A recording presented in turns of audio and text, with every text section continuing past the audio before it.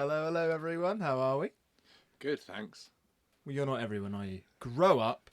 So obviously, this is the first episode since we've It's not. actually. Jack Fisher, just get ready because you're on the waiting list. This is the first episode since we've actually seen if people are listening, and people are listening. Some real people are listening, or they could be robots. I don't know. But yeah, Thank you, very Chris and much. Callum's mums.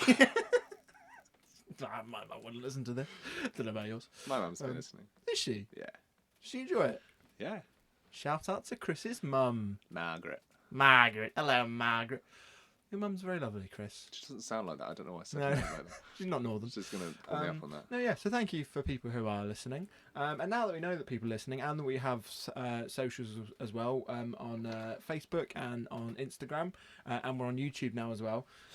So it would be great now if we can, now that we know people are listening and we're getting going, it'd be nice to have, I don't know, some suggestions or any kind of interaction would be nice if people want to suggest video ideas or if they want to talk about what we've been talking about. So maybe from last episode, the favourite films from Edgar Wright and Wes Anderson, or who they prefer, or from before what they think about superhero films, anything like that. We'd love to hear from you. Or just any helpful suggestions on how to make it better. Better? Could this be better? Nah, can't see it. We are the best podcast. That's all, folks. Hello, everybody. We are the best. Please listen to a very good podcast. Lovely. So anyway, thank you. Christopher Sainton Clark, how are you, good sir? How have you been? We haven't recorded for this 3 weeks now. Yeah, I know, because you were ill or something, weren't you? You couldn't do it either. You couldn't do it either.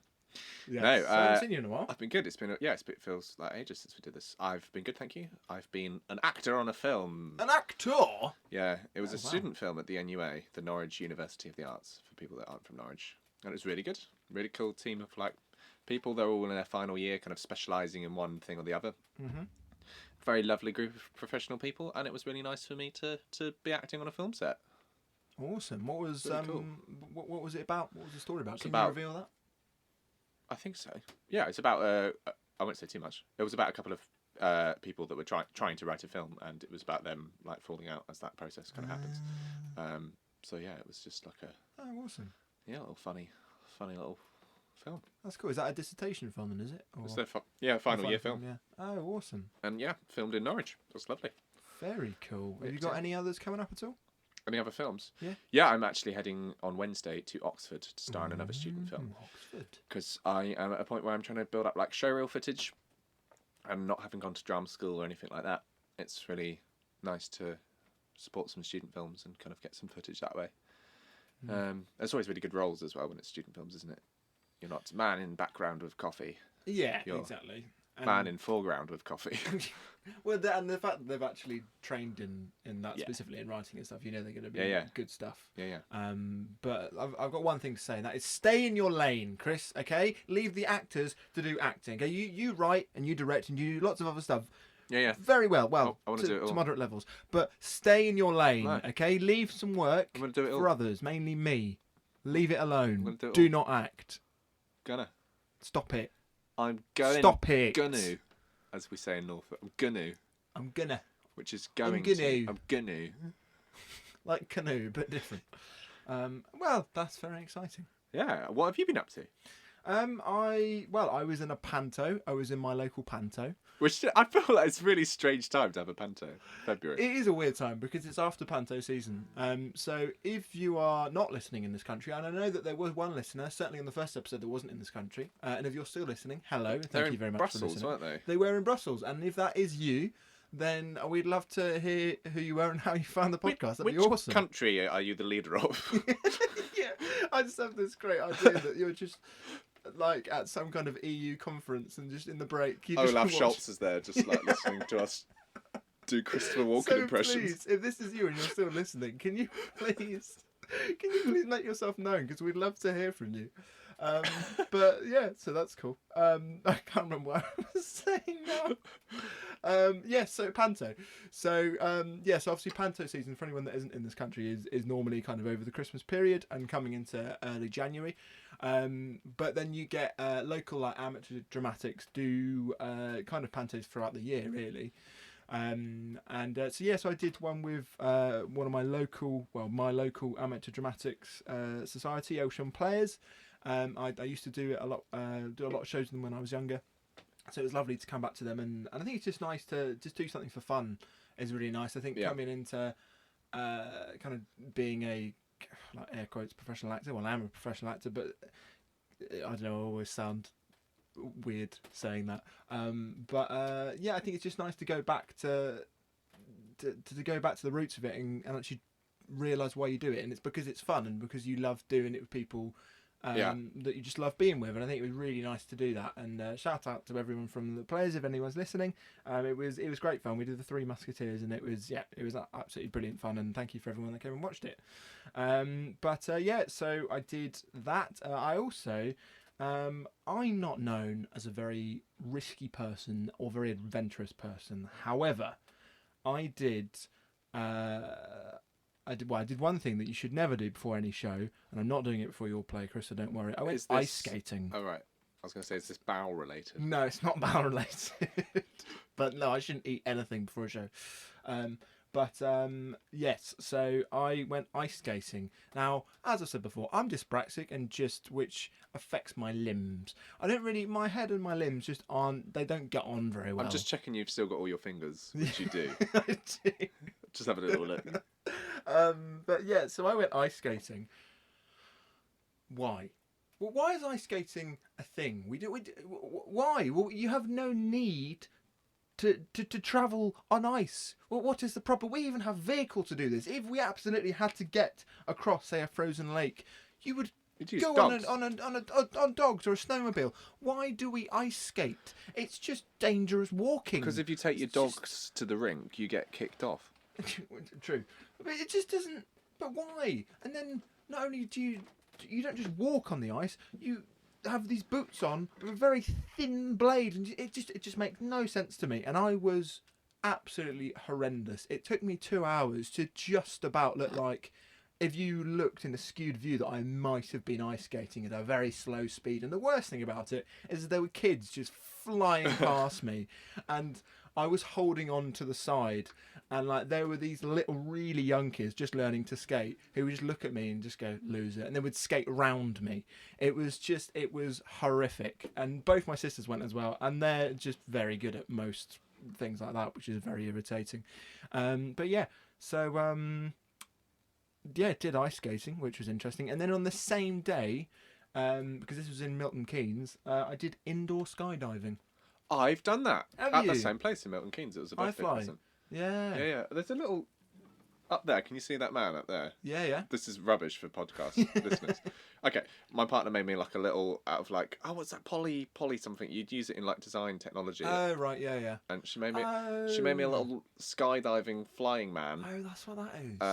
In a suit.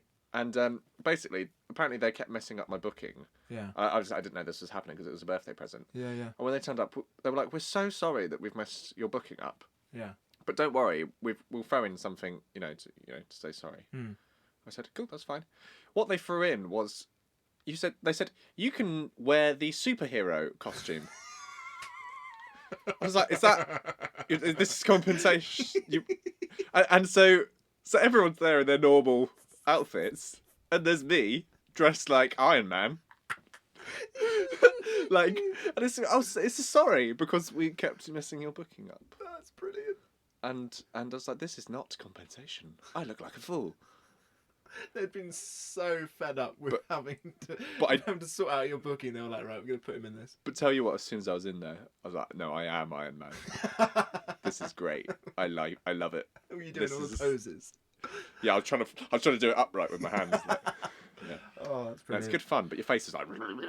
Yeah, I have a fear of heights and falling, and you're constantly falling doing this basically. Yeah. And my sisters have done it many times. I think this is about the fourth or fifth time they've done it, and I've always gone with them and always said like I'll never do it. But I was given it as either a birthday or Christmas present, and I went and I was terrified, and I was fine until I looked down. Yeah. And as I say, I have a really bad fear of heights, and I looked down, and then suddenly I just lost all control, all balance. And I was just all over the place, and the guy was just struggling to try and hold me in place. And I got out, and he was just like, obviously because you have to shout really loudly because of the fans, he was like, just stay still, stay still. I was like, I'm sorry, it's not my fault. Stay still as you quite fall, aggravated. right, And the funny thing was, is I went in, when I was putting my suit on, I was just like, I just want to say to you, and this was before we went in, I was just like, I just want to say I'm incredibly uncoordinated, so like I'm not going to be good. I just want to tell you now. And he had the cheek, and he was an instructor, by the way. He had the cheek to say to me, don't worry about it, mate. I'm not very coordinated either. Oh yeah, and what are you talking about? And then he does like his triple. Yeah, and then he did all the spins and stuff. I was like, why would you say that to me? What a horrible man.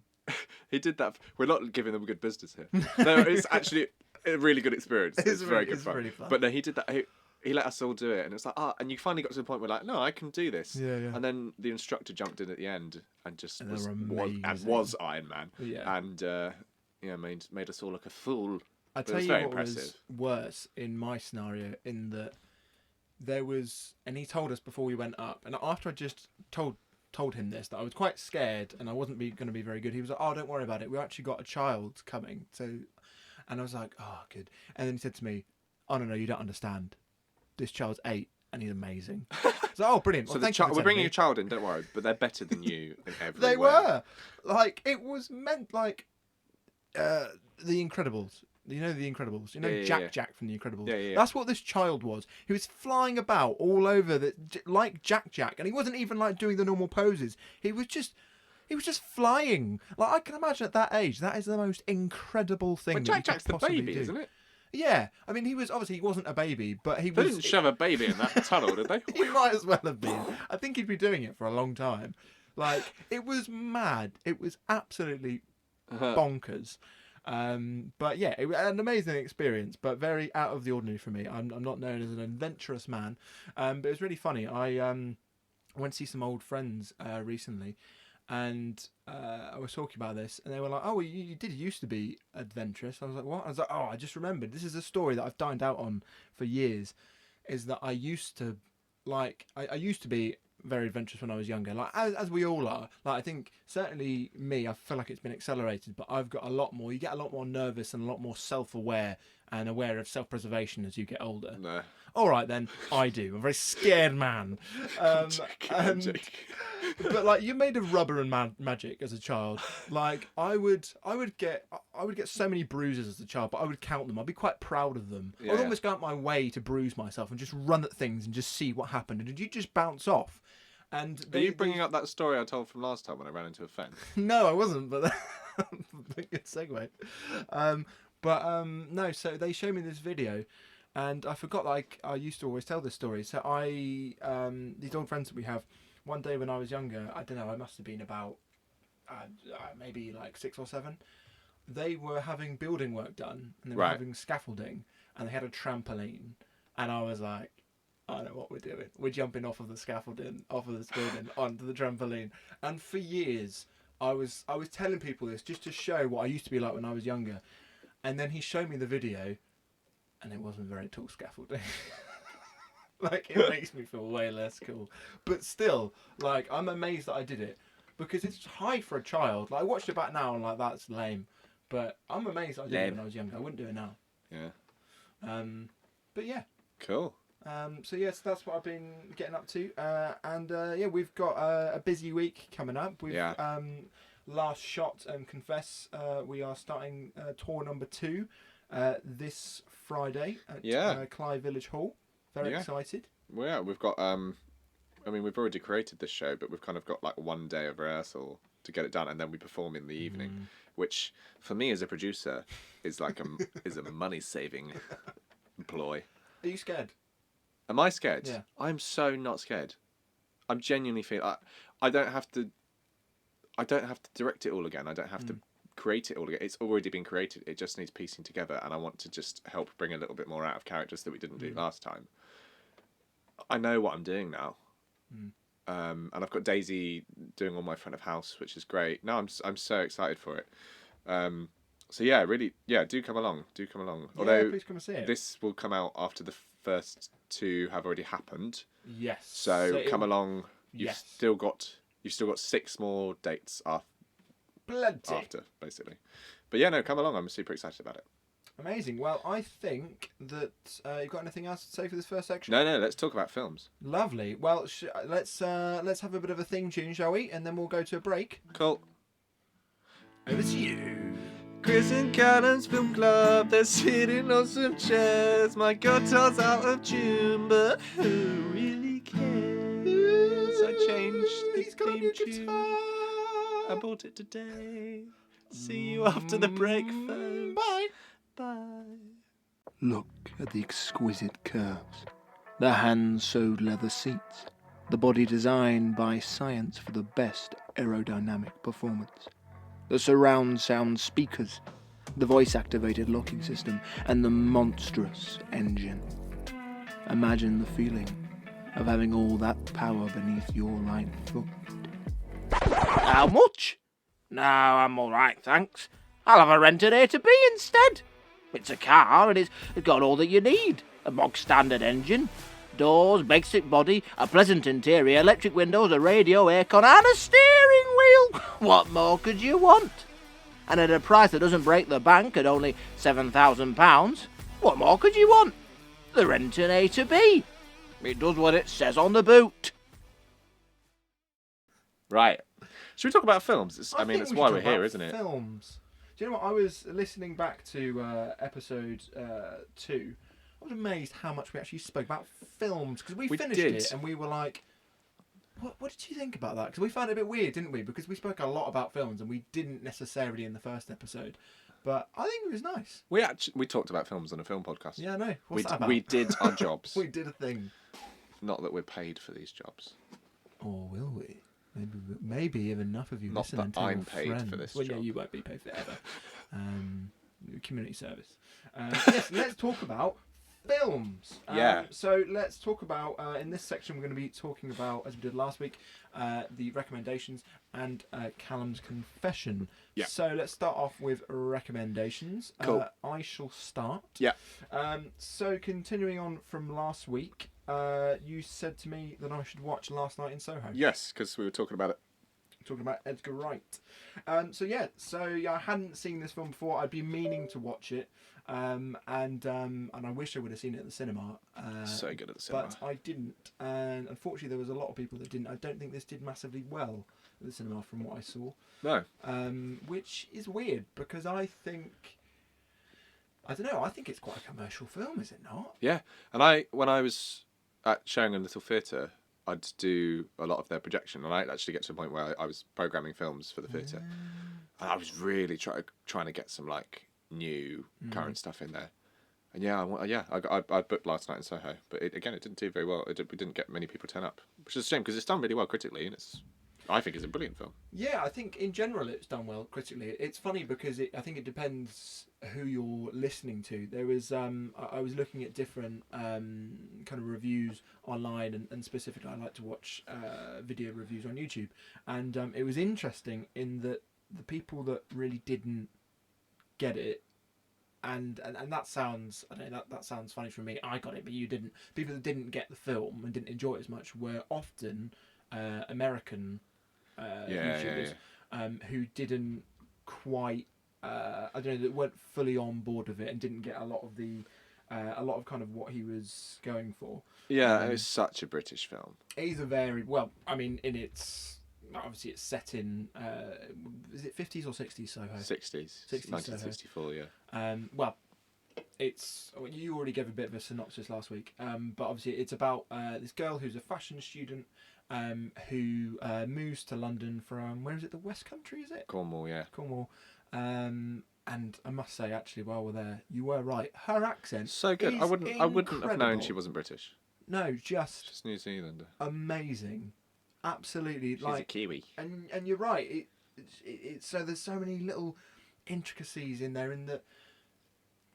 Because so often when you do accents like that, it's heavily like you're doing an accent, and then and you do the stereotype. But she wasn't at all. So soft. It would only really come out in certain words. It was elements of a Cornish accent. I just think it was brilliant. And anyway, so she comes from Cornwall to London, to a fashion school in London, and then she ends up not really fitting in uni hall. So then she goes to a bedsit, and then she kind of has these. She goes to bed and starts dreaming and has these visions of the 1960s Soho. Yeah. And kind of lives vicariously through Anya Taylor-Joy's character. Just I wish I would have seen this film at the cinema, because it's absolutely made for the cinema. It's not made for a small screen at all. It's just beautiful. It's absolutely beautiful. I think for me, it's his most visually stunning film by a country mile. Yeah, I love the kind of neon look to the it. blues and reds, and the fact that he actually works it into the story, and that they're there for a reason. They're not being. It's not being him just being stylistic. He uses the excuse of, obviously her room is by a big blue and white neon sign. Yeah, just so there's a reason for it being red and blue all the time, and it's just it's a really visually stunning film, I absolutely loved it. I think it's an interesting one because it goes away from his genre, from his usual genre, but then so did Baby Driver, and I think this is great in showing off his versatility, like you said in the last episode. But what I found interesting was that there are some people, quite a few people actually, that were saying that he went against he didn't really show his style in this film, that it wasn't Edgar Wrighty enough, that he kind of sold himself to tell a different story and to be slightly more mainstream. But I don't think that's true at all. I could see it. I think this is... It's not as like whip panny. It's not as like... No, but I think that his fingerprints are all over it. Like, the music, it's so heavily... to do with, like, the story is so to do with music, and it's part of a lot of the plot points. That puppet on a string sequence with that music, it's really good. That was amazing, and I think I also love I'm going to get a bit filmy here, but the circular narrative in that, how it starts and how it ends with that shot in the darkness where she's dancing and the music's playing. Yes. And she comes out and it's the same shot at the beginning and pretty much the end. And I think that he's all over this. His use of music, the editing around the music, and I think yes, it's not a funny film, which I think maybe is why people think it's not very Edgar Wrighty. But he uses all of his tools at his disposal that he would use for comedy, that he uses for thriller. There's still lots of comedic moments in it as well, from what I remember. Yeah, there's like bits of comedy. There's some. But it's not forced. I think it'll only come from I don't know, from a very normal place. I think it had a. I mean, obviously, I really don't want to spoil this because this is still a fairly new film, and I think people should see it without any spoilers. But it's got a great twist. I won't see what it is, but it's got a great twist. I don't know about you, but I didn't see it coming. No. At all. And I'm very pleased that even so long afterwards, I didn't see the twist anywhere. It wasn't put anywhere publicly, and Edgar Wright was very strong about it. He wanted people to see this with fresh eyes and not knowing what the twist was. I remember that was just a film I was just so excited to go see. Just knowing that Edgar Wright had done a horror, I was so excited to go see. And I went and saw it in the cinema with Daisy. He's not a fan of horror at all.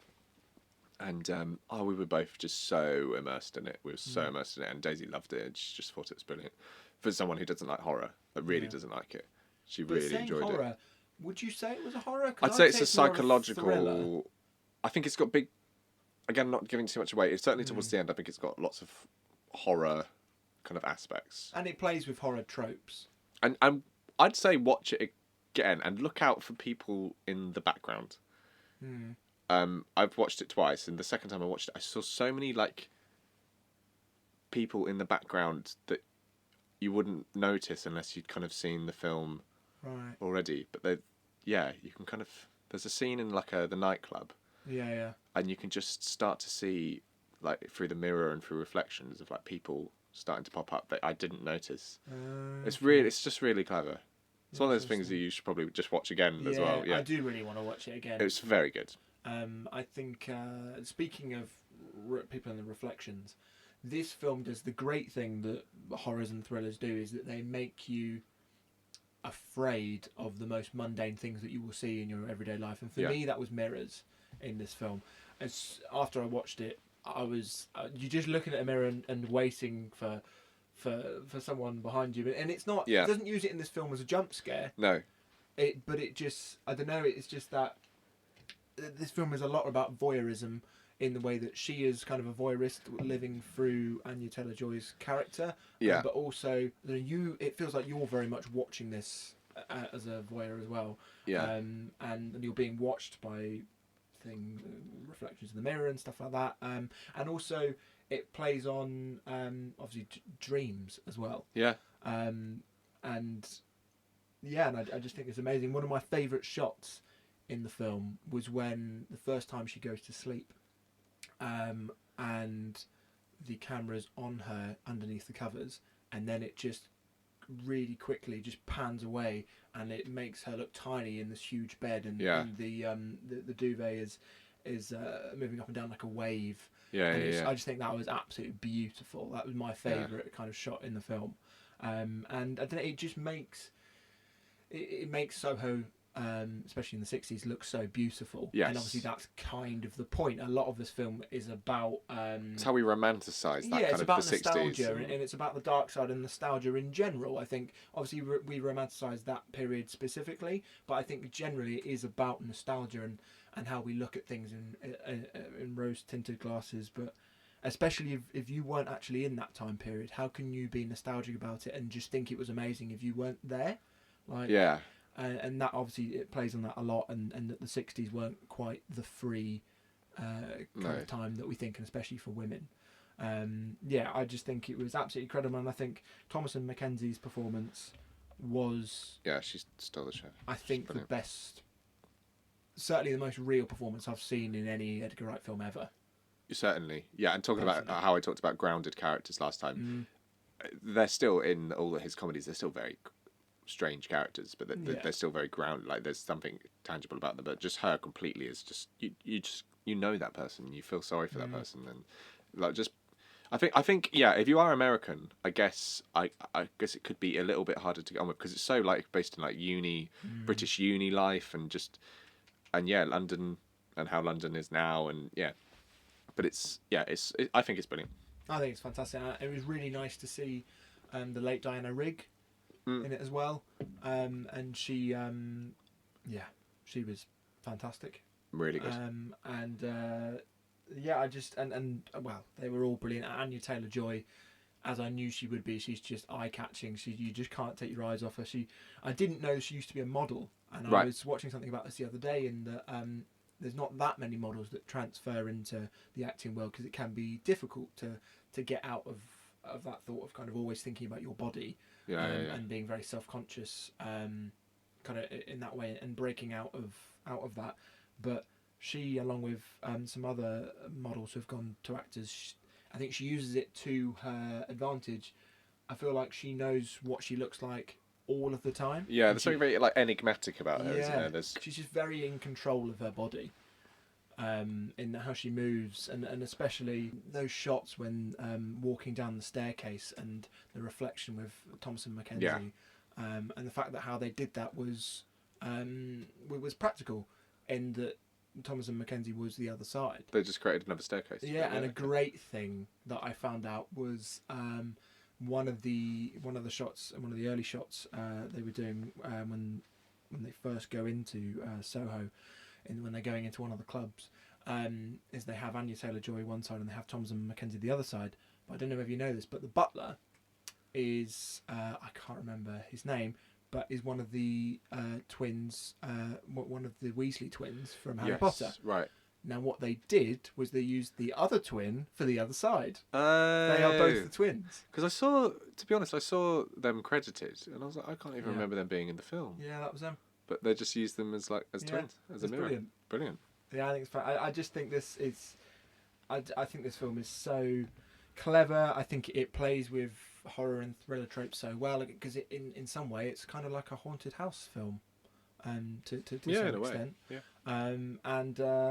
I just think it's absolutely fantastic. Well, I mean, on the negative side, and what some people have said is that, and this is why I question whether it's a horror, in that the bits that were supposed to be scary, I don't know how much to say, but the figures, I personally didn't find very scary. Okay. But I don't think that was the point of them. No.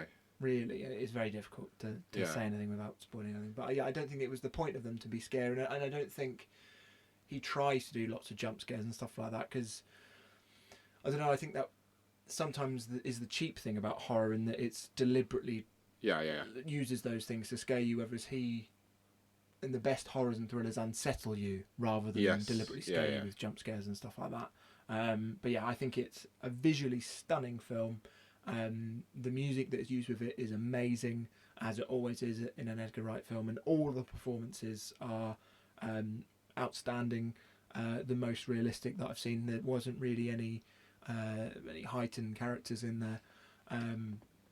Absolutely brilliant film, and I would absolutely recommend to anyone that enjoys films to watch it. Yeah, go check out Last Night in Soho. Fantastic. Now, so for you, good sir, my recommendation to you was Spooky Bastards. Yes. By A Spooky Bastard. Yes. But who's it? No S. Spooky Bastard. Singular. I don't know. Maybe there'll be a sequel. But by someone that we both know, Rafe Bird. Yes. I've come across Rafe Bird. What did you think? Right. Firstly, I'm not going to say much about this because it's 20 minutes long, and it's a micro-budget film, and I want people to go watch it. So I really don't want to give too much away about it at all. Basically, obviously, this is someone with a small team making something incredibly low budget, and it's amazing. It's really good. It's very Edgar Wright. It's really nice to see. It's just like it's one of those films that makes you go like, why am I not doing that right now? Yeah. It's so good. It's basically, the premise is that, and I believe there's other films in this kind of that Rafe has made of the same kind of thing, and I will check them out. But he kind of lives his life, and then film tropes start happening around him, and he has to kind of like let them play out. So it's just it's a very self-aware film. Taking the mick out of the kind of horror genre, and obviously, playing to our kind of expectations of what we know in horror and what's going to happen next to kind of tell the story. And it's really good. It's got such great comedy pacing. It's very funny. I was laughing out loud at points, and I don't really laugh. I find things funny, but I don't laugh out loud at things. But I was watching it very late. It was like 2:00 in the morning, I think. I'd stayed up and I was watching it, and I was like laughing to myself out loud at this very good film. Say, obviously, I don't want to spoil anything. But is the bit that you laughed out loud? Is it the gun scene? Yes. Yeah. So funny. So funny. It's very silly. It's very surreal. It's very surreal humor, but grounded in what we recognise in comedy. So it was very Edgar Wright, but it had like almost kind of like Mighty Boosh-esque elements of surrealism in it. It's very good. And again, I'm not going to say what it is, but there was just one thing that was kind of annoying me a little bit, and I was just thinking about it the whole time. No, sorry, I wasn't. Sorry, as in throughout the film, it was popping up occasionally that I was thinking about this, and it was like my only kind of criticism. And then right at the very end, during the credits, he brought their own attention to the thing that had been distracting me as their own comment, and they made their own comment about that, and it's so self-aware, and that just made it. Then I was like, I'm not. That's not even something I'm thinking about anymore, because you've turned that negative point into a joke, and it was just so brilliant. So yeah, please go watch it. It's on YouTube, is it? Yeah, you can just search Spooky Bastard on YouTube, and it's by Rafe Bird, who is an actor. And as I say, just Rafe Bird, he has got a team working on it of very talented creatives, and I messaged Rafe Bird and dropped him and the creatives on it a little message saying well done, and I really enjoyed it. Yeah, but really with this one, also with anything, I just don't want to say too much because I Yeah. just don't want to give it away. It's 20 minutes long. It's what someone's made, like super low budget. I just want you to go see it.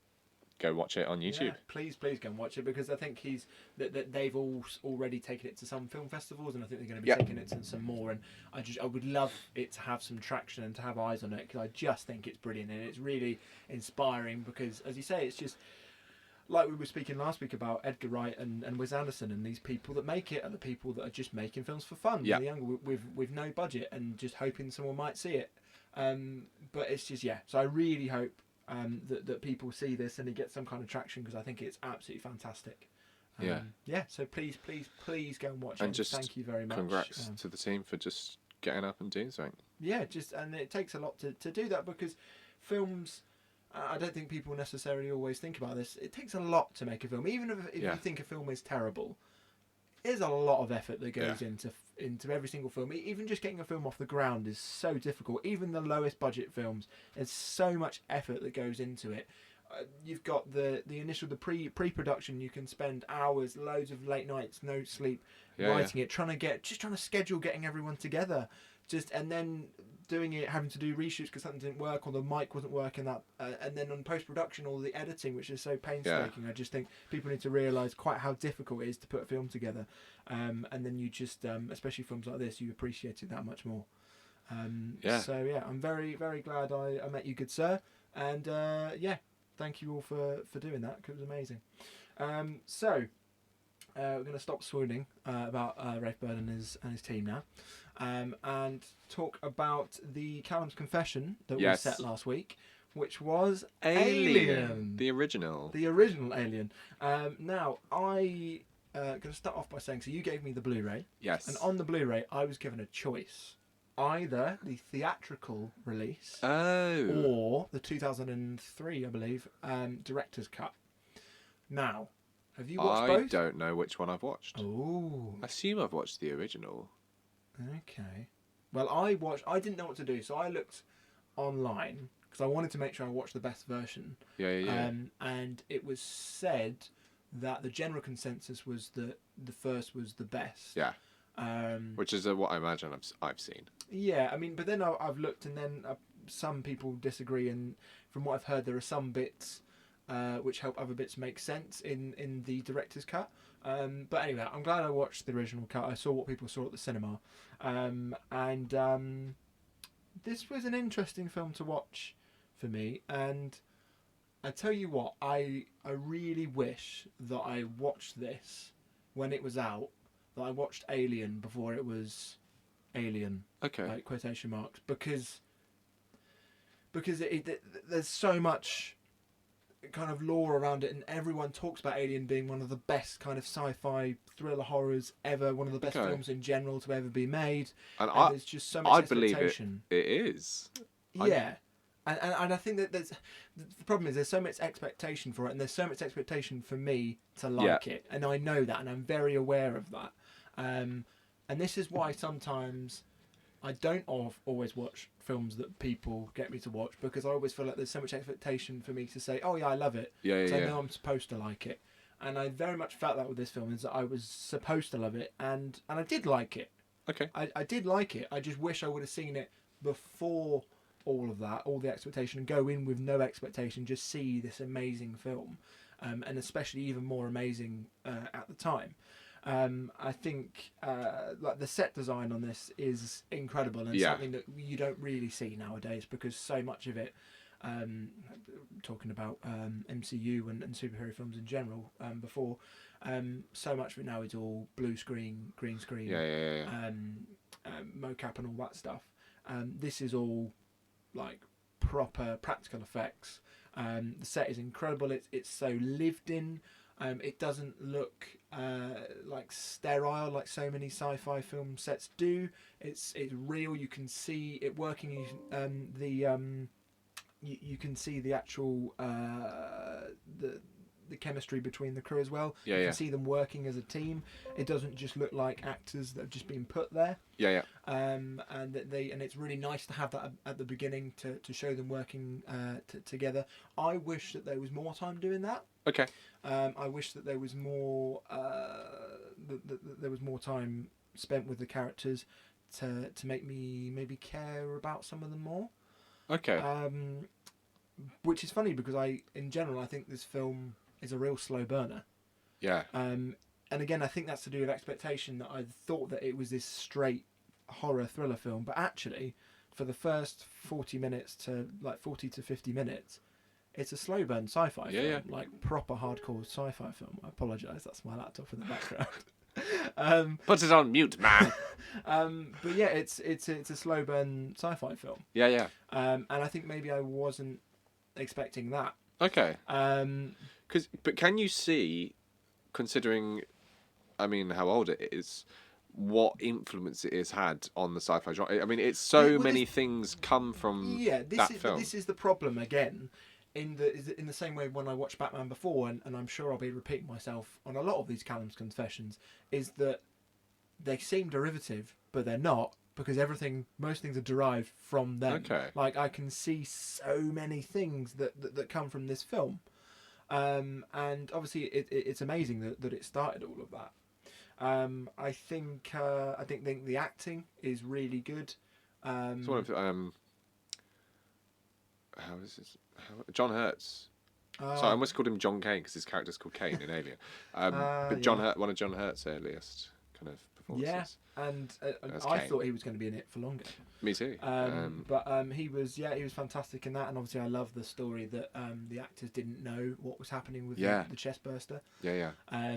I feel like this one's safe to spoiler. Yeah, I think this has been out long enough that we can talk about this. Because like when I first watched it, I was fairly young. It was one of those films that my dad showed me, and we watched it on his kind of projector.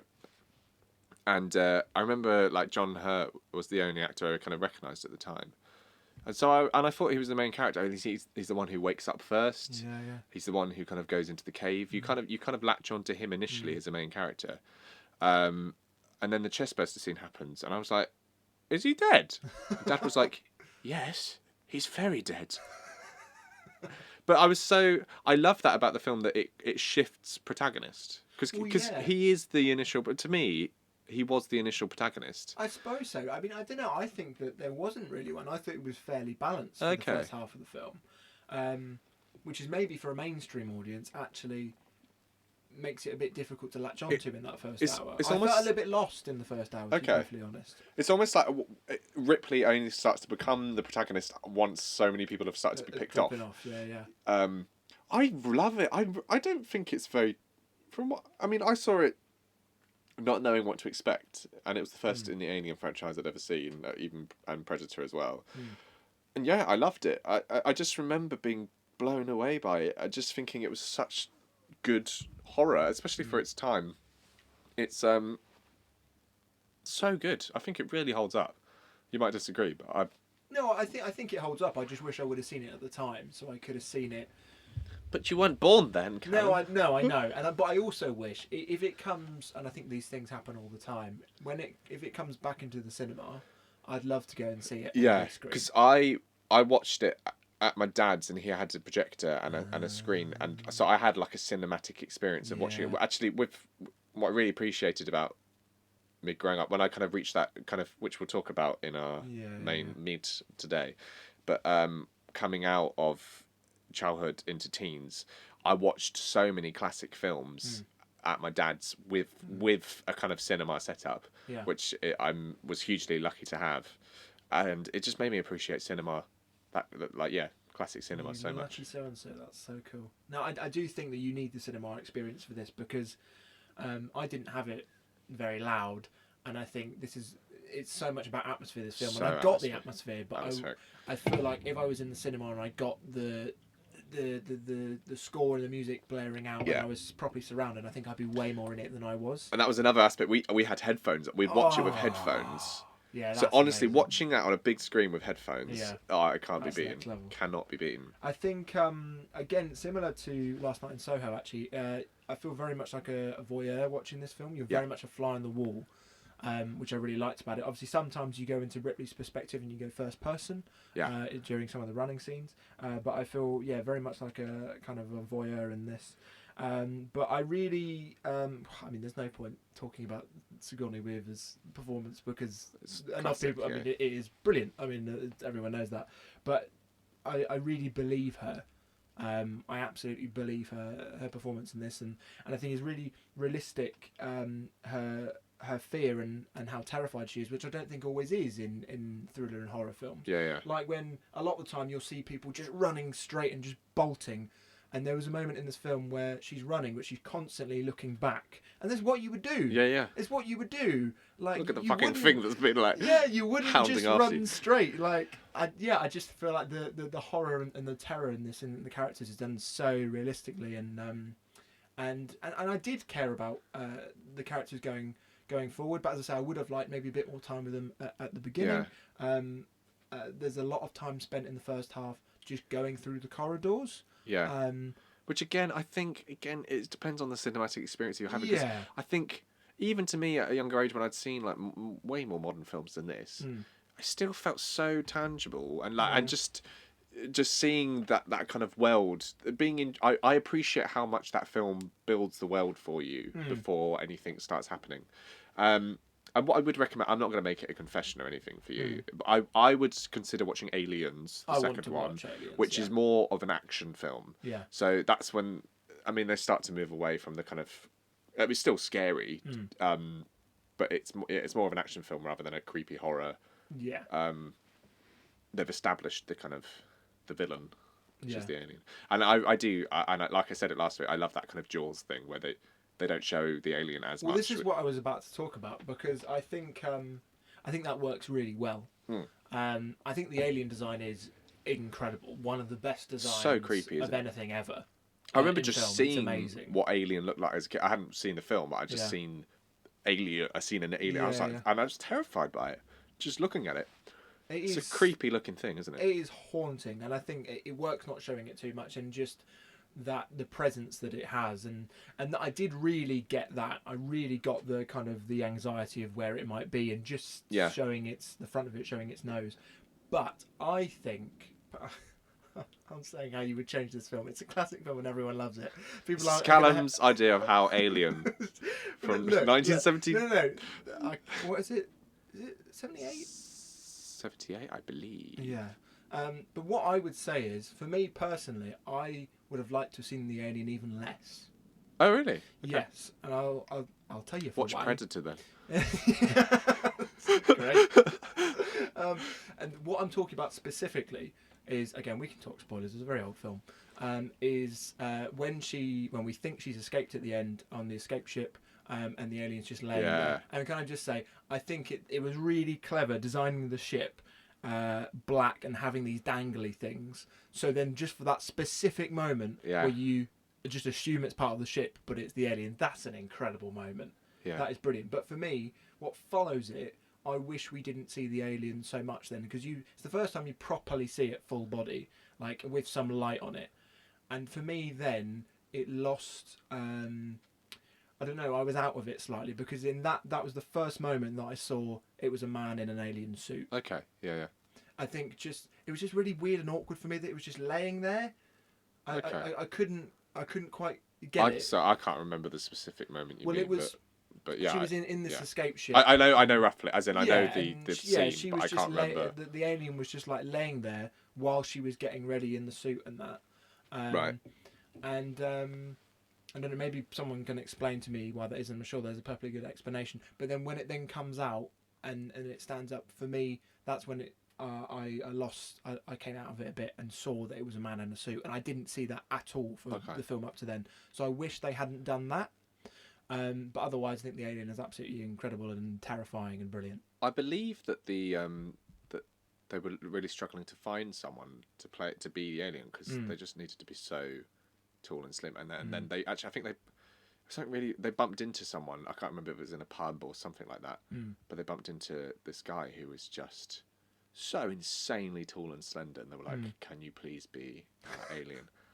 But yeah, I'll tell you who it I'd would look up be. photos of. I can't remember his name. If you look up the guy who's in the alien suit, he's so tall and slender. tell Yeah, I'll tell you who it would be now. It'd be Doug Jones. If it was made nowadays, it'd be Doug I Jones. don't know who that is. Do you not? He does he in like all of the Guillermo del Toro films, always playing the tall gangly. Oh, is he weird the thing. Pan's Labyrinth? Yeah, that, eye and person? he's in Hellboy as the weird alien thing in that. He's also in Shape of Water as the fish thing in that, and he plays like every tall, gangly, weird alien thing ever nowadays. Okay. So he would be playing it now. But yeah, so that's just where it lost me slightly. Yeah, I mean it's, and again in a weird way, going back to Last Night in Soho, it didn't necessarily really scare me. Like there are some Okay. jump scares, but it didn't really scare me. But it's more about, again, it's about suspense. It's really suspenseful, and it's just that anxiety of knowing that it might be somewhere. And rather than all out scaring, it's more about the suspense for me. I think I have a confession for you. Oh. As in, it's not. I've seen it. As in, like one that I don't think you have seen, but of a film that I think does it better, and I'll tell you later. But I think that might be what you should confess about. Yeah, I'd love to hear that. Yeah, we'll do that It's later. a very similar kind of film, Yeah. but I think done in a completely different way, Okay. and from a similar time as well. Yeah. Not to spoil too much. Well, what I will. So Alien. It sounds like I didn't like it. I did like it. Ridley. Callum says, "Could you do Alien a little bit better next time, please? Because it was just a little bit better." Well, there's more coming out, so they've got time to improve. Yeah, he's still making Alien. Sorry, that is getting to me and my, how my superhero franchise. Stop making Alien films. Alien was great. Aliens was great. Stop. Please stop. I still think Alien 3 was good. Should we move on to the next section? Right. Before, I just want to David say, Fincher, the director, doesn't think it's good. The man who made it doesn't think it's good. I think it's better than people say it is. Anyway, I'm not saying Alien's bad. I thought Alien was really good, and I'm very glad I watched it finally, and I should have watched it earlier. But yeah, I think it's brilliant. I can really appreciate it as a film fan and as someone that is a part of films. But yeah, there was just too much. I knew too many of the things that were going to happen, and there was too much expectation of what it might be, and what my reaction to it should be for me to really fully love it. And from my perspective, Callum is wrong, and for me, it's one of the best films ever made. Have you seen Predator? No. What I've are you seen any doing of doing a those film films. podcast? This is what My Callum's confession's word, about. man. Jesus. Right, Anyway, well, should we- think before you murder me, I think I'd better quickly go out the room for a break. Yeah, we're going to have a little break. We're going to hear a lovely advert with a man with a lovely voice. Right, see you after the break. See you later. Hi there, I'm Richard Richardson, and I have a loud voice, so you should listen to me when I say that Wipeaway is the best car cleaner known to man. The only domestic car cleaner that can clean your car like a pro. Now you can either listen to me or Ted, one of our satisfied customers. What do you have to say, Ted? Yeah, it was good. It works well, easy to use. Don't need to get it cleaned anymore, so great. Amazing!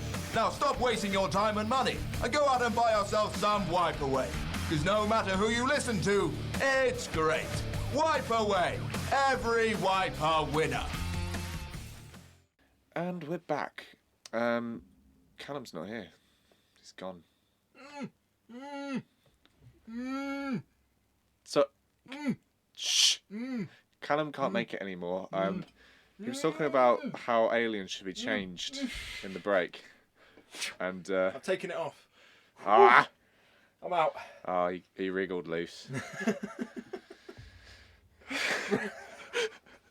You're very nice to the people you capture. I got a beer and everything. But yes, so apologies for all of my thoughts on Alien. I can hear the angry mob coming already. I did not like it. I liked it. Okay. I did not like it. I liked it. That's a new song. No, write that. So anyway, going away from that, let's quickly make people feel happy and talk about their childhood. We didn't even rehearse that. No, we need to get Wow. out more. So we're going to be talking about nostalgic childhood Yes. films. So mine are Texas Chainsaw Massacre, I'm fully expecting Alien. that to be it. Oh, I've got so much so- psychological damage. The issue that I had is that I got a bit carried away and I just kept writing them down. And I've got like 25. I said to Chris, I initially said, I said 5, and then it changed to 10, and then I said, I've got 15. So Chris has got 15. Yeah, I had the opposite issue where I really struggled to find any child-appropriate films that I watched when I was a child. I watched so many things that are just not appropriate for a child. And just looking at lists of childhood like people's favourite childhood films, I didn't watch anything like that. I'm really interested to see what you like to my I list. think they're going to be very different. But we're specifically sticking to live action. Yes, because there films? was just... I'm the problem here. And there was just too many. I had too many that I absolutely loved that I wouldn't be able to whittle them all down into one episode. So we're doing live action nostalgic childhood films today. Yes. And then maybe the next episode or maybe the episode after we'll go to animated. Animated films. But yeah, so what we're doing here is we're going to kind of list off all the ones that we've written down, and then we're then going to basically each say our top 5, and we're going to basically try and somehow battle it out and create a combined top 5 if that's possible. Yeah, so we're going through the whole list and then... Yeah, so and then go our through top the whole 5. list of your live action Cool, first. I'm just removing the animated ones. Okie dokie. Yeah, cool. Very prepared. Fight me, man. I am prepared. I've got a list here. I've got 2 lists. Ooh. Oh, some of these are not children's films. I'm so interested in what you got. Just to warn you. Right, okay. Do you want to go first with your... Okay, I shall go first. So, this is just live action. Yeah. I've got, first of all, and I'm not gonna speak about them too much first. I find it very difficult with this first one because I love this film so much. Spy Kids. Okay, are we going to break down each one as you go? No, I'm going to do that because there's too many for us to do that for all of them. Okay. So I'm just going to... Terrible. I'm joking. I know, I didn't watch it. I never watched it. I'm gonna say them, and then we can speak a bit more about our top 5. Okay. Okay. So you've got So Spy Kids. I'm just gonna so this is just all the ones I've listed, and then we'll speak more about our top 5 later. But this is more than 5. Okay, cool. Yes. Okay. Cool. So cool. I've got Spy Kids. I've got Stuart Little, Johnny English, Sky High, Aliens in the Attic, Thunderbirds, Charlie and the Chocolate Factory, which is the Johnny Depp version, which I can say now. Scooby Doo, the live action ones. Garfield, Cat in the Hat, Star Wars in general, because there's too many, and Marvel films in general. So what you have done there is you've actually brought back so many I hadn't even thought of. Yeah. I want to. Can I dive into a couple of those? You can indeed. Aliens in the Attic. Brilliant. I remember absolutely loving that, and I completely forgot about that. Completely forgot. And I tell you a great fact about it. Austin Butler was in that film, and now he's big and massive because he's Elvis. Okay. Austin Butler was in that film. I remember there being. I specifically remember a sequence from that where they like take over someone's body, Oh, it's so and good. he was such like a Jim Carrey-esque performance in it. It was so funny, so like over the top, and I'm actually a huge. Jim Carrey! I've just had another one. I'm adding it to my list now because I've just remembered one. I was such a big Jim Carrey fan. I really struggled to just remember what I watched as a kid, and now they're coming back. blacking it out. So yeah, Aliens in the Attic I watched, and Sky High I think I saw a couple of times. Great film. I remember liking that. Yeah. Right. Are we diving into those, or do you want to hear mine? No, let's talk about yours. Okay. This one might need to be bumped up to my top 5, but just talking about Jim Carrey, I watched like on repeat. Constantly Dumb and Dumber. Never seen it. Oh no, he's going to get the cage out again. Alrighty. Alrighty then. Wrong Jim Carrey film. Yeah, I know. Great film as well though, The Mask. Is that The Mask? He says it a lot in different films. Ace Ventura. Yeah, but I think he also says it in The Mask. Does he say it in The Mask? I want to fucking slap you so bad. You know, Chris is upset when he turns into ASMR man. Yeah. I'm gonna slap you. So hard on Oh, your stop it. face. People might like that. The Wizard of Oz. Okay. The Wizard of Oz. Yeah. Yeah. Okay. You watched that a lot? Yeah. Okay. I used to watch that a lot when I was a kid because it was my mum's favourite film. I found that terrifying. Really? Yep. I really did not like the flying monkeys. Or the witch. It really scared me as a child. Lame. Chitty Chitty Bang Bang. Speaking of terrifying. Do you know, same thing. I've not thought about these. Yeah. Okay. I am like some of these are not kids' films. Lord of the Rings trilogy. No, but that's fair. And I would like to talk. I would like to dive in at some point about why that's. It's not in my top 5, but I would like to dive in as to why that's on there. Okay. Zathura. You won't. Did you watch Zathura? What is that? Ah, you know Jumanji. Yeah. It's that concept, but with a space video game, a space board game, Right. and it's about these kids in a house, and they start playing this game called Zathura. And I honestly thought you said the Führer. the I thought as a you child. know the Führer.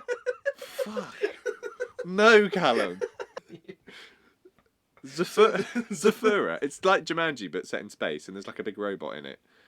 Yeah, yeah, it's really good. Right, this is not a kids' film in any way. It's really anti-kids' film. At what age did you watch this? Life of Brian.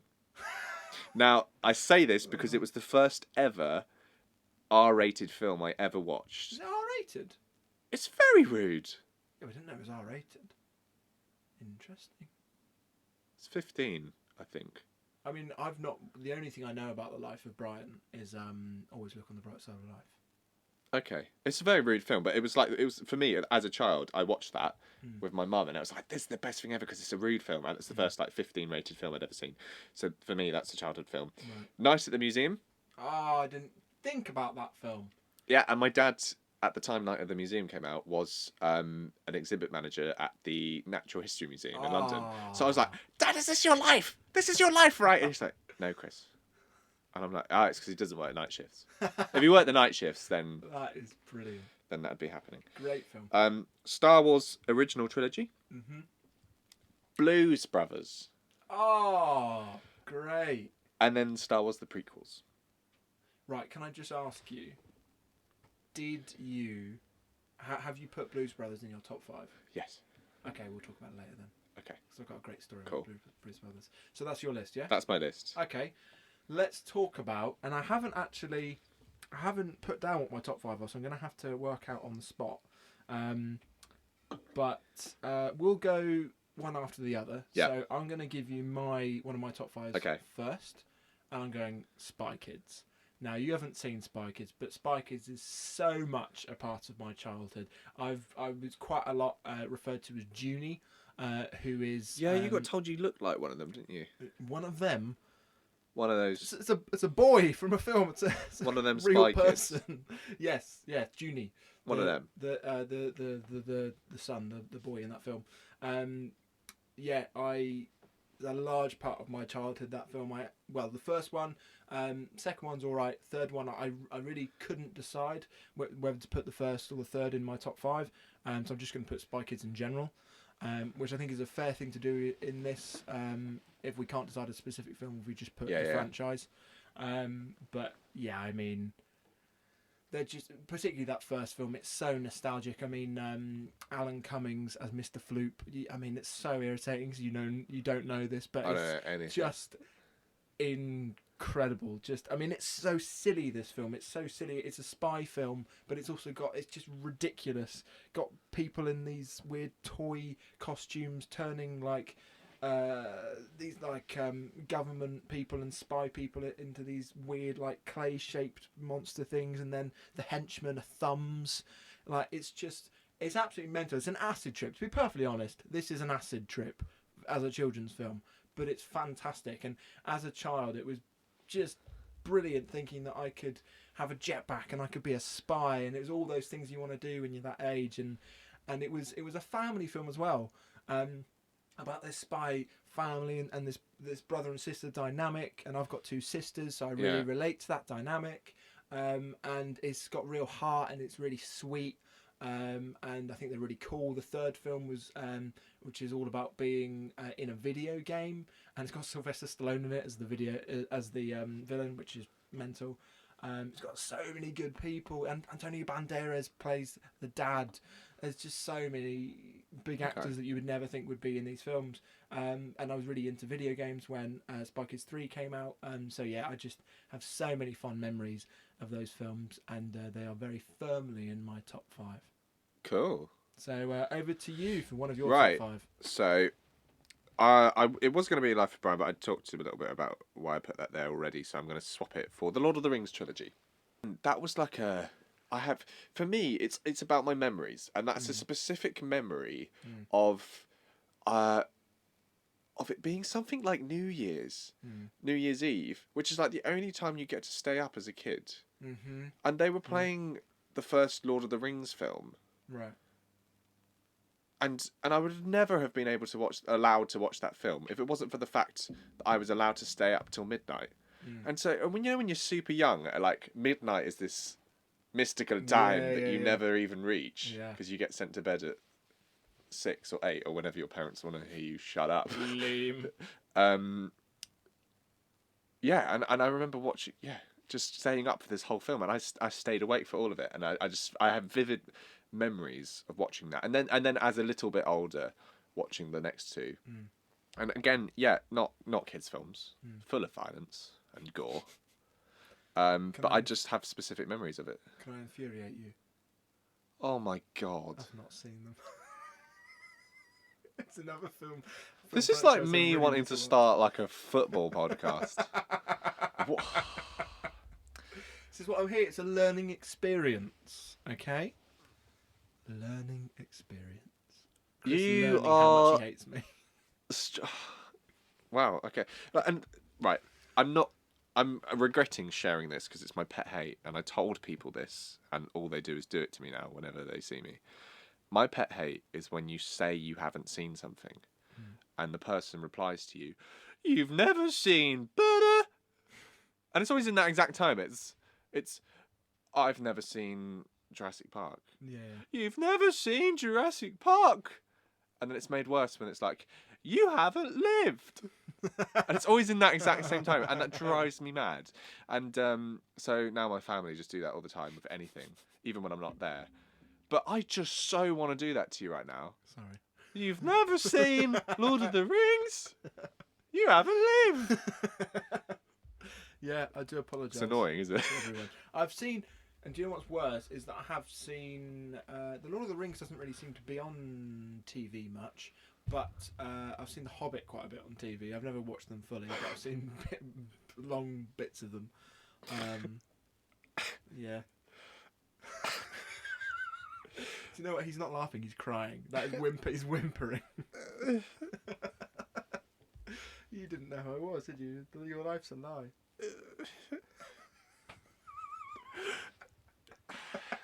Come on, use your words. Use your words. It's back to you. Back to you. Right. So my next one. Let me just think what my next on the top 5 is going to be. I'm gonna say, this is really hard. Scooby-Doo. Yeah. So I've not seen Lord of the Rings, but I have seen both Scooby-Doo films. No, I Zoinks, absolutely... indeed. Zoinks, Scoob. Yeah, I love Jinkies. Yes, so I love both of those films. I think I prefer the first one. I don't really think I've watched the second one as much, but I watched the first one so many times. Rowan Atkinson is in this film, and whether I talk about him in this episode or another one, we shall find out. But I love Rowan Atkinson, and he's brilliant in this film, as is everyone. It's so great. I mean, it's weird watching it back because there's so much about this film which isn't for children at all. Like, at all. I haven't seen it since I was a child. I haven't. Yeah, there's a lot of kind of... If you watch videos about it online, you'll see why it's not necessarily always for kids. But I think a lot of films are like that, because if adults have got to take their kids to go and see a film, you will have a little bit in there the adults can enjoy. So I think, these films are so much fun to me. And again, it's kind of that... It's that mystery thing that you love as a child, and these are just so nostalgic for me. This is one of the first films I'd ever seen with an end credits sequence when they're in a bar and they're they're trying chilies and there's smoke coming out of their ears. Right. Just like there's so much childish humour in this, and there's so much from the cartoons. I love the cartoons. I think I've probably seen actually the film maybe more than I've seen any of the cartoons. I just love this first film so much, which is Scooby Doo. Is it? I think it's just called Scooby Doo, or maybe it's Scooby Doo something Island. But yeah, it's Scooby Doo 2, Electric Scuba Doo. not that great one though. Yeah, no, it's I love all the characters. It's good. I think for the time they did Scooby Doo really well. I think they did the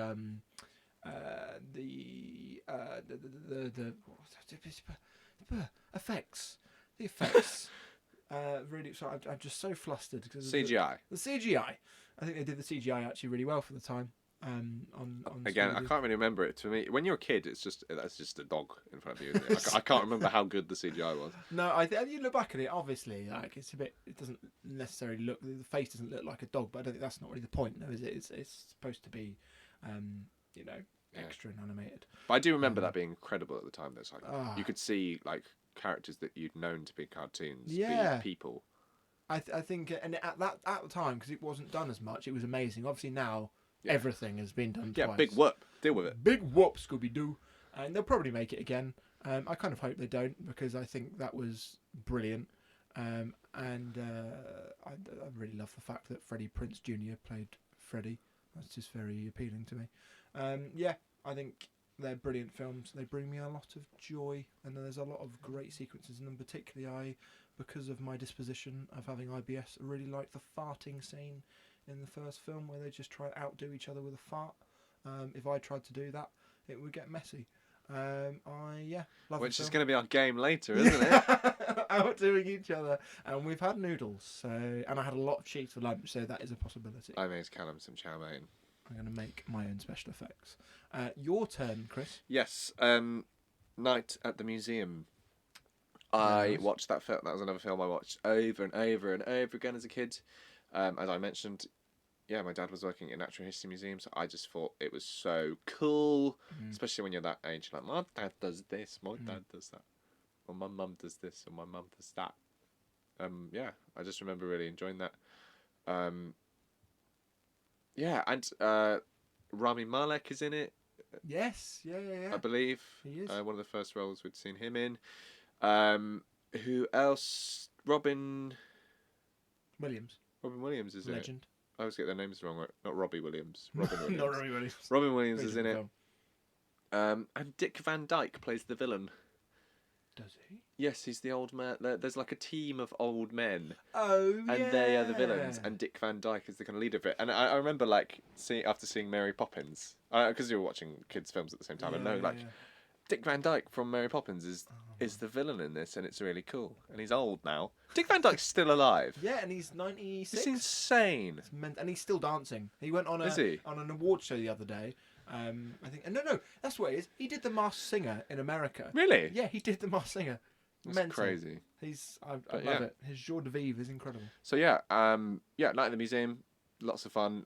Just historical figures coming to life. A very good film. I forgot about that. Very film. silly, bit of Ben Stiller action. Yeah. Very good. My And I favourite just bit of remember. Ben Stiller, actually. I don't think I've liked many Ben Stiller films. I've not seen many actually. Yeah, I haven't seen that many. Dum Dum, give me gum gum. I just remember that the big like Easter Island. That's great. Again, I think the effects in that film were done really well Yeah. as well. Yeah. Brilliant. Awesome. Right. So. I like how they made all the things like come to life. That was really good effects. Yeah, or like the things come to life. as Like opposed- Robin Williams wasn't moving, and then he was. Bruh. Bro, I don't know how they did that.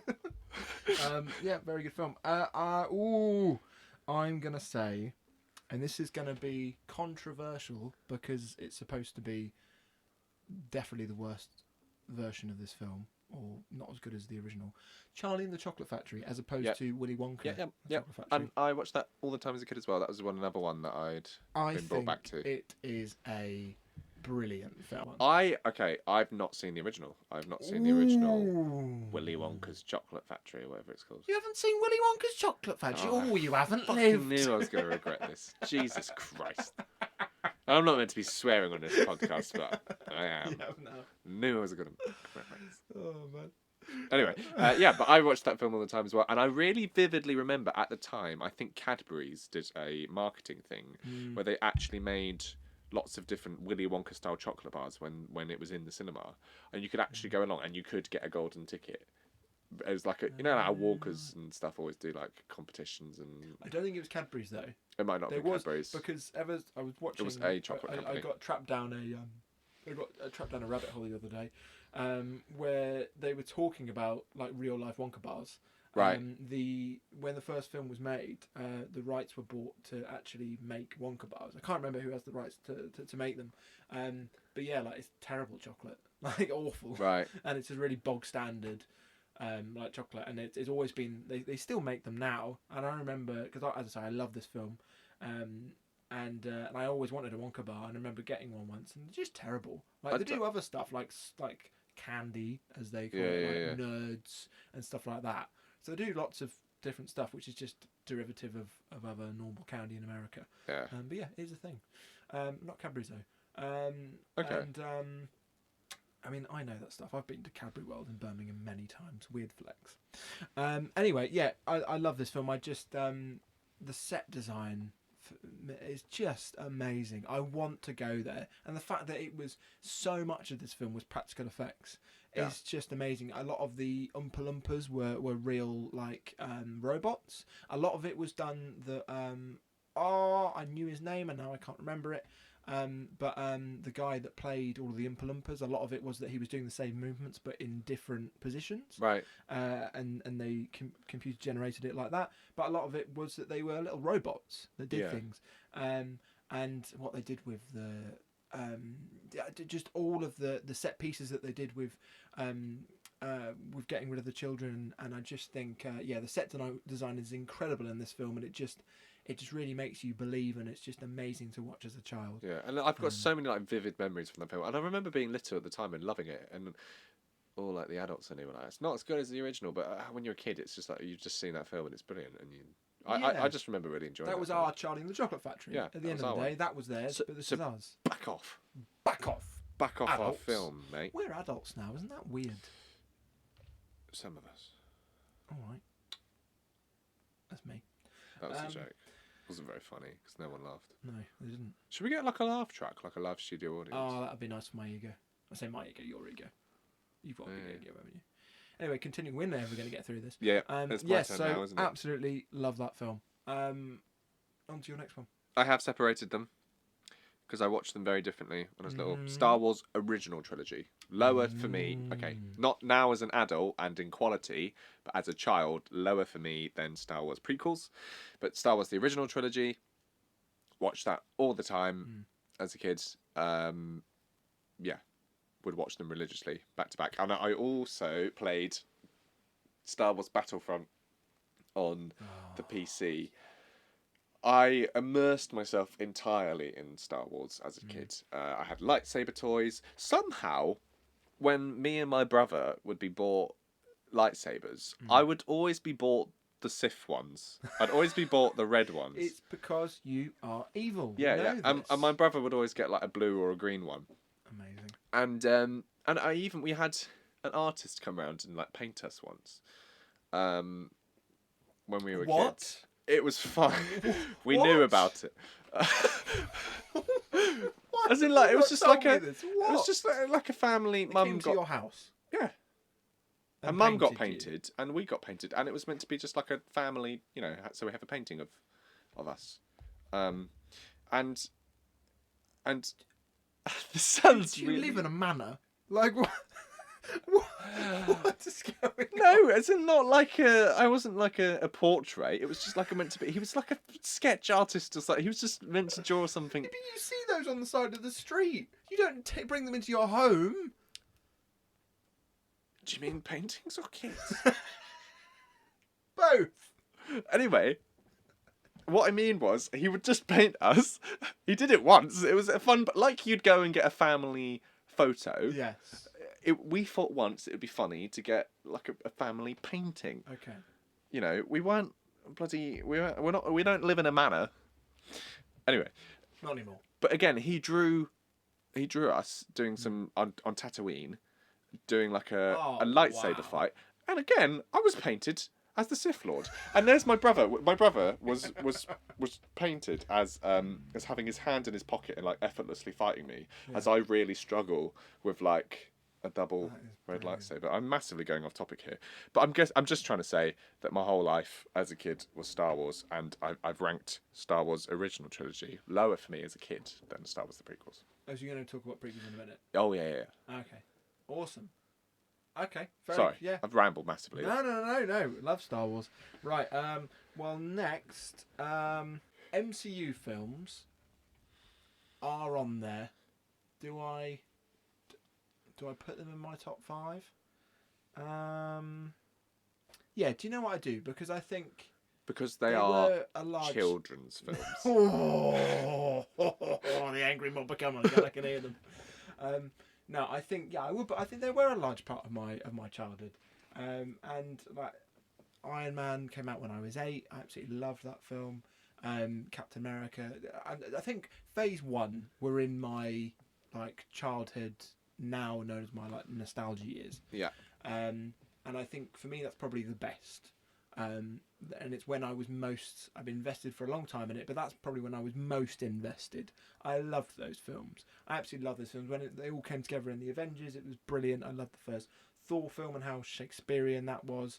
And yeah, just absolutely brilliant. And yeah, I'm not going to talk about them too much because we've already done a whole episode on superhero films, but yeah, they're a large part of my childhood, and they have to go in my top 5. Great for children. Yes. Good. Children's films. You know, I take it back. Don't comment about this episode on any of our socials, please. Right. It was tough to choose a top for me, but in second place is Blues Brothers, which is again another curveball because it's not a kids' film. There's a lot of like rude references in it, but Blues Brothers, and I stand by this, which no one would expect, and I think you'd forget if you haven't seen Blues Brothers in a long time. It has the best car chase in any film ever. It has the biggest police car pile-up, like ever. Right. It's one of the best sequences. Remember that at all. There's a colossal police car chase. Right. And one of like the biggest car pile-ups in cinema. Amazing. It's so I'd watch it again, and it's so silly. It's got Carrie Fisher's in it, and she plays like a jealous ex-wife of one of the Blues Brothers, and she always like really kind of slapstick comedy, but she's like always chasing them with like a rocket launcher and like blowing up buildings that they've just been in and stuff like that. It's really silly. And again, I just remember loving that as a kid. It's again really adult stuff. But the songs are amazing. I just remember like it's got amazing music. And me and my brother went to a New Year's Eve party when we were kids. We got dressed up by our parents as Jake and Elwood. And we had the little Jake and Elwood tattoo thingies on our knuckles. And yeah, I again, really weird thing to like as a child, but I loved it. And I'd watch it again now. I'd really recommend people. Have you seen it? Well, I thought I had, but you were talking about things. I don't remember that. Maybe I've not seen it the whole way through. There's so many little things. Huge car pile up. Steven Spielberg's in it and plays like a really weird little role where he's in an office and gets like grabbed by them. It's so good. But honestly, a lot of cameos, isn't there? A lot of cameos. Yeah. And I think Aretha Franklin's in it. Yeah. What's his name? So many people from Motown. Really good, and I loved it as a kid. I thought it was hilarious. I really got the humour of it, even though it was a bit adult. There's something very likeable, I think, as a child about it. It's funny you say about you and your brother dressing up as them, because this is what I wanted to say earlier. Now, I'm pretty sure Robbie's going to be, my friend Robbie listens to this. He's going to be listening to this, and Robbie, I apologise. We've kept this secret for a long time from people that weren't at our primary school, but Robbie, it's time to let it out. In year 6 in our primary school, there was a talent show that we all put together, and we were the age, at this time we would have been about 10 years old.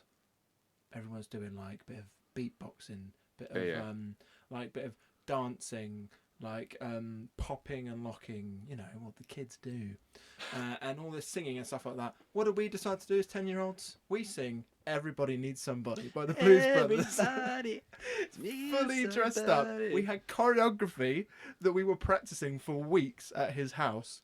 It was, I mean, it's a seminal moment in our friendship, and I will always remember it. Yeah, very big. So yeah, The humour in that a lot film of love is for that so film. good. I'd watch it again. Yeah, If you can't remember the car chase, watch it again. maybe I was too young. Yeah. And I even had a toy. I had a toy of the car that they drive. It's like a, I Awesome. think it's like a Ford Thunderbird or something. Yeah, Ah. and they've got like a huge speaker attached. They drive around a police car themselves. It's so good. I'd watch it. If you can't remember it, watch it again. Yeah, I need to watch that again. Very good pick. Right, okay, so for my final pick, and then we're going to try and whittle them down into a top 5, into a combined top 5. I've done that. No, combined top Oh, 5. combined between top the two of us. 5. Yeah. Right. To wrap up this segment. So I've still got one more as well. Yeah. sorry. So my final one for this, for my top 5. Oh, this is really difficult to choose. Choose. Do it. Now. I'm gonna say Garfield 2. Fuck me. Jesus Christ. Sorry, I'm swearing so much in this one. It's my fault. No, actually, do you know what? No, I'm gonna change that because I've just decided that it's.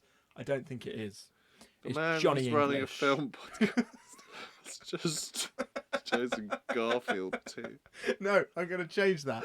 I'm changing it to Johnny English, which is, I want to talk about Yeah. Johnny English 2 at some point.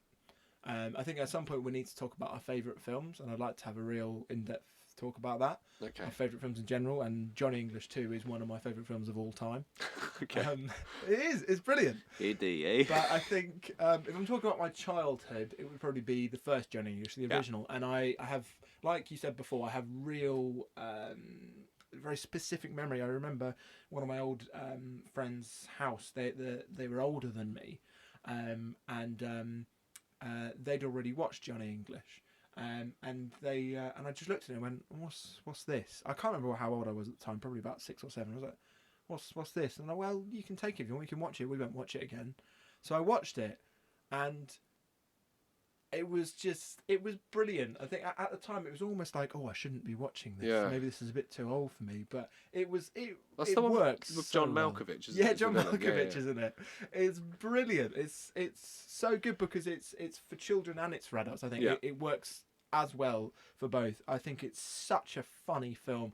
Like, I mean, again, I don't want to bring it up. There's great poo jokes in there, so it really goes to my humour. We're really going heavy on the poo and Oh yeah, poo he jokes, climbs poo and up fart jokes today, aren't we? Well, yeah, you know, it's all about nostalgia, about childhood. he climbs up a toilet, which is brilliant.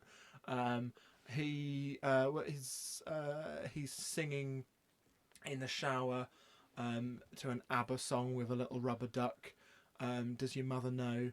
It's just like, there's just so many iconic bits in this film. He goes to he's following a bad guy who's supposed to have the crown jewels he's following a hearse, and then he gets it wrong and he follows the wrong hearse and then goes to a funeral and starts jumping on someone's coffin because he thinks it's fake. It's just so many great moments. What's his name? Is it Ben Miller? Yes. Plays his Boff. Yeah. Boff. So good. There's just so many funny, like, there's a bit where he thinks he's found the assailant in a car park and he grabs their legs and it was actually Boff, and Boff's just got all blood down his nose. There's another bit where he's looking, they're trying to work out where the crown jewels were stolen from, and he's trying to work it out, and then behind him is this massive hole where obviously they've taken it from the floor, and he's like, I wonder where. Then he falls down the hole. There's just so much great like slapstick comedy, but it's just so funny. Rowan So Atkinson really funny. leans into that kind of straight person, as in straight as in terms of comedy. Yeah. The straight person and the comedy person, Yeah. like he loves to have someone play someone normal Yeah. to react off. And in Blackadder, he is that person. He's Yeah, the normal yeah. one, and Baldrick's Yeah. But he really likes that kind of. I just think it's brilliant. I love the fact that it came out of what bank? I think it was Barclays. It came out of this character, Johnny English. Just came out of he was doing Barclays adverts. Right. I think he was a spy that was really just not very good at his job, but thought he was really good, and that's the whole premise. Yeah. Is that it's someone who thinks they're much better at what they do than they actually are. Yeah. But there's so much heart in this film, and it really appealed to me as a child, and it still does now. And I'll talk about the second film at some time on this podcast, because it's one of my favourites. So Johnny English, the first one is on there for me. Right, my top one, and I know this is going to cause issues, and it's not how I think about these films critically now, but as a child, my favourite films to watch were the Star Wars prequels. And here come the mob again. Yeah, I know they're not very good, but as a kid, I don't considering think that's fair. I don't think I think just to say they're not very good, I don't think it's fair. the dialogue is not very good, as a kid, Yeah. you don't care about that. As a child, I know The Phantom Menace is not a popular film amongst Star Wars fans, but it's got pod racing, it's got Darth Maul, it's got that whole fight sequence at the end. In Attack of the Clones, you've got that entire kind of like gladiator style, all the droids in it, they're funny. Jango Fett. Yeah, and I know, again, a completely hated character. Again, I don't like them. This is coming from childhood Chris, Jar Jar Binks. born in 2000, loving Jar Jar Binks as a kid, which would enrage so many of the generation above us. But can I just say, just grow up. The people that have given him the amount of hate that he's had. But come on. Now. Also, I do think now it has come, there are certain kind of racial stereotypes I believe that they played off with that character, which is also terrible. Which Again, as a kid, you didn't even think about that. So I haven't seen these films as a kid. It would be interesting to revisit that and have a look. So there are definitely issues there. And again, these are not known for being good films, but I think as a kid, and especially Revenge of the Sith got a bit darker, I think, as well. On all the stuff that came with it as a child, like the Lego Star Wars games and amazing. just all the stuff that you could play with it. As a kid, I think, and clones and droids, I had loads of, I had a little gunship thing, and the Clone Wars spin-offs that came with it. There was so much within that world of the prequels that were good for children, but they are not the best Star Wars films, But obviously. what I would say is, I think people have got to stop feeling guilty about liking those films of that generation, because like we spoke about Charlie and the Chocolate Factory, that was our Charlie and the Chocolate Factory, this is our Star Wars. It came out when we were that age to love it, and so I think it I don't know, it's our Star Wars. Obviously, yes, I do objectively I think the original Star Wars are better, but then I 100%. Think you look at the new Star Wars that come out, and I just feel like I don't think they're some of them aren't a million miles away from what the prequels were. I think, and it's funny, the prequels are getting a bit of a resurgence now, in that people that were of that age and that they grew up with them, they're starting to stick up for them and go, actually, no, you know, I'm not afraid to say that they are my Star Wars films. I do still love them, and I do. Yeah, I wouldn't say they're my Star. I'm just saying, as a kid, but you grew up with them. And so there's the nostalgia. And being by 2006, all three of the prequels have come out, and wanting to get into Star Wars as a kid, you'd watch 1, 2, 3 first, which were the first three that had come out. Oh, sorry, which were the prequels, even though they weren't the first three that come out.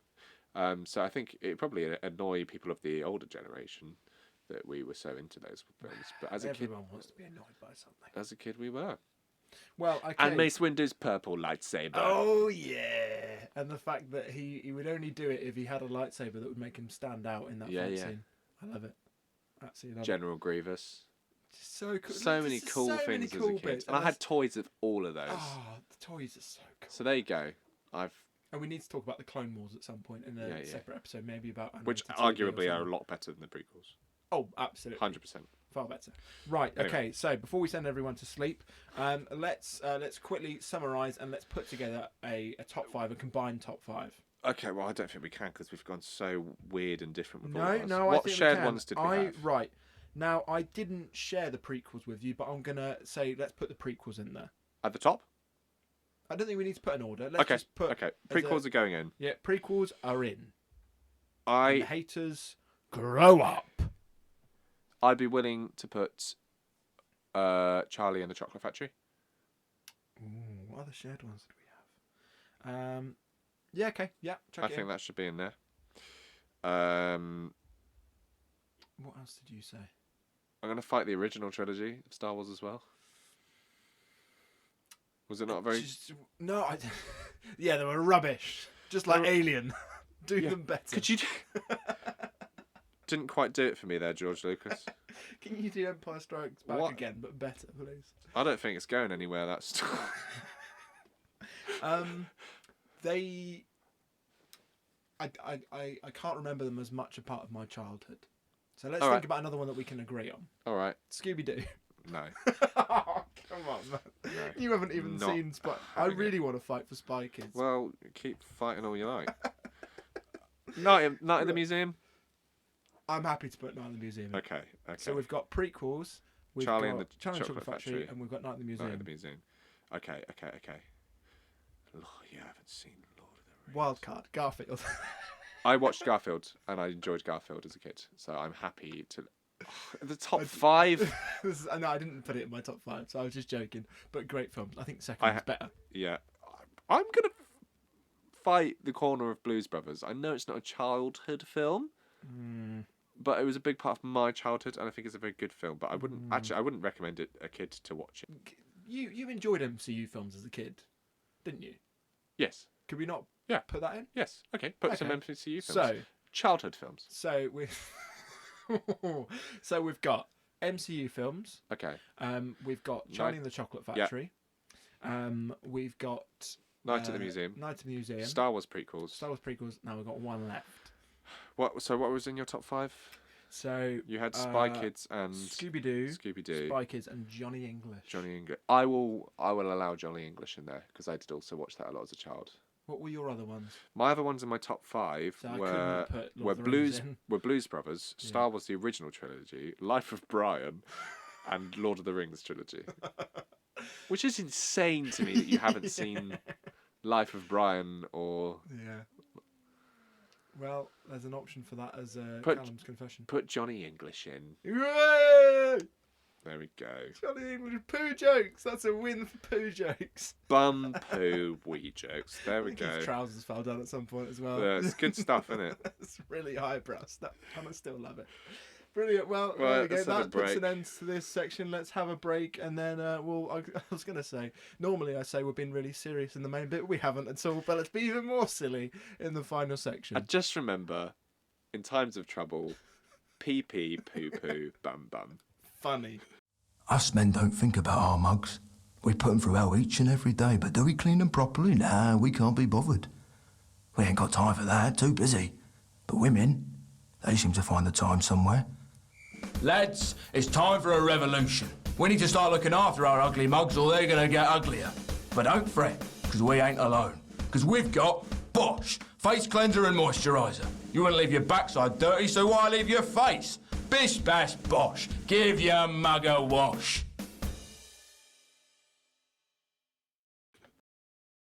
And we're back we're for the final segment of the show. If you're still here, If you're still here. If you've rushed off to go watch Spy Kids again.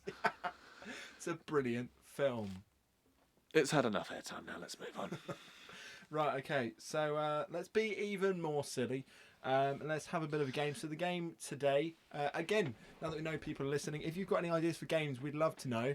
We're scraping the barrel. The game is never do a Christopher Walken impression again. Ever again. Sorry to the person in Brussels on their break. Sorry, Olaf Scholz, Yeah. Chancellor of Germany. So if you've got any game suggestions, then that'd be brilliant. So today we're going to do the absolute classic. If you're in the car and you're taking ages to get somewhere in a traffic jam, it's Guess That Tune, but it's film. Yeah. So we're just gonna hum or da la la la la la Yeah. something. I mean, you've got a guitar. You could do it on the guitar. I But don't know. I won't know these things. you're on not guitar. that talented. Right. Okay. So let's. Should we do 5 each? Yeah, just do them in turns. I'm just gonna come up with some off the top of my head. Okay. Can I go first? You go first. Du-du-du-du, du-du-du. Indiana Jones. Okay, cool. Nice and easy. It's 1 point to me. Right. What am I going to give you? Da da da da da da da da Star da Wars. da da da. Yes, sped up for some reason. Right, your turn.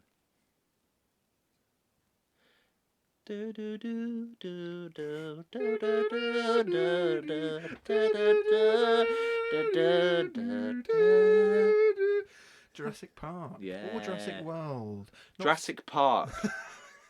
Jurassic Park. Have you seen Jurassic Park? Yes. Me too. Oh. Chris is not coming back for episode 4. Christ! Christ! Was that your walking? No, it's my fucking shouting. Wow, he's really not angry today. He's gone full Jack Fisher and just swearing constantly. Right, my turn. Da da da da da da da da da da da da da da. Scooby-Dooby-Doo, where are you?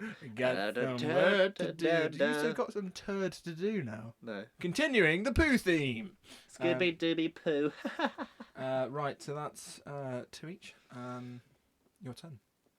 I've got one in my head and I don't know where it's from, Right. so I'm going to see if you know it. Mm-hmm. Do do do do do do do do do do do do. Back to the Future. That is that, isn't it? Yeah. Yeah. Yeah. Go on, lad. Not seen it. You are joking me.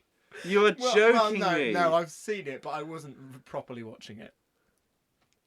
What films do you? Sorry, what films do you watch?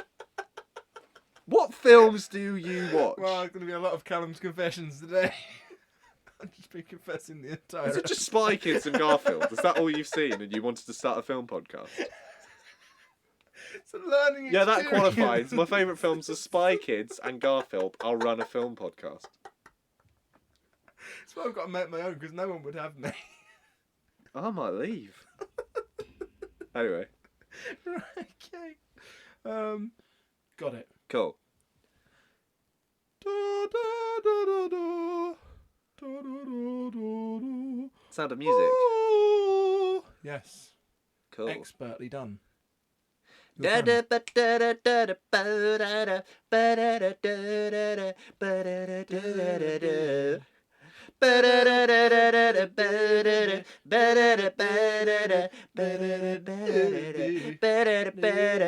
Reese? Yeah. Wait, yeah. Right, Balkan returns. Yeah. Yeah.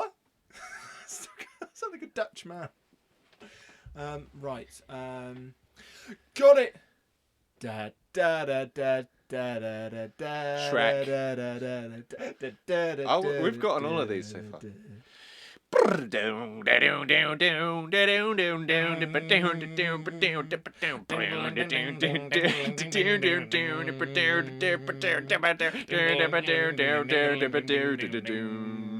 Please guess so I have to stop doing this.